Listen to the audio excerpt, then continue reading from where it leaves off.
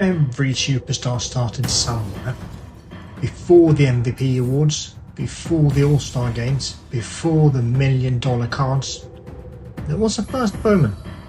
This series is about finding tomorrow's stars, one first Bowman at a time. Hi everyone, if you've been following the channel, you already know that I love ripping packs. And you've probably figured out by now that prospecting is one of my favourite parts of the hobby. I love opening Bowman, I love scouting players, I've always loved analytics, and honestly, I really love a good spreadsheet. And I love trying to find tomorrow's stars before they become household names. So I started asking myself, what if I turned all of this into one long-term challenge? Welcome to Prospect Portfolio. This isn't another top 10 prospect list. It's not MLB Pipeline. It's not Baseball America. This is my portfolio. Every player has to earn a place. Every decision matters. And once the portfolio is locked, there's no going back. The project happens in 4 phases. First, preparation. This is where I scout players before they even receive their first Bowman. Like right now, ahead of this year's draft, I've already spent so many hours collecting data on potential prospects. Because then comes the real starting point, the release of a player's first Bowman card. That's when they're officially eligible. This meant that this year, I can only choose players who receive a first Bowman card.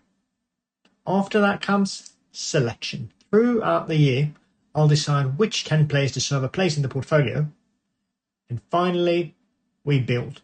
Once the portfolio is locked, I'll continue building each player's collection all the way until the finish line. And that is the day they make their Major League debut, if they ever do. The fun part is that every phase comes with restrictions. Restriction is fun, right? Those restrictions force difficult decisions, and that's exactly what makes this project interesting. Here are the rules. The portfolio contains exactly 10 players. At least 3 of them must be pitchers, cannot go for all hitters. At least 1 must come from my favourite organisation, the Angels. I know. I'm definitely not making it easy for myself with that rule. No more than 3 players can be true first round picks, and before December 31st of a player's first Bowman year, I can only acquire cards by opening packs. No singles. On December 31st, the portfolio is locked forever. From that point on, I can continue adding cards, but I can only spend $100 on singles for each player before they make their MLB debut. Not per year, not per purchase, per player total. These rules mean I can't simply buy my way to the perfect collection. Sometimes I'll miss a player, sometimes I'll get lucky, sometimes I'll pull an incredible card, and that might completely change my decision. That's what makes every pack opening exciting. But how do I actually decide which players make the portfolio? This is where the decision framework comes in. Every eligible player is evaluated using 3 simple criteria. First, collection strength. What have I actually pulled? If I own a low numbered autograph and 3 numbered refractors of a player, that player naturally has an advantage over someone where I only own a base first Bowman. Second, baseball upside. How good can this player become? What kind of player is he? And what's their ceiling? And finally, investment potential.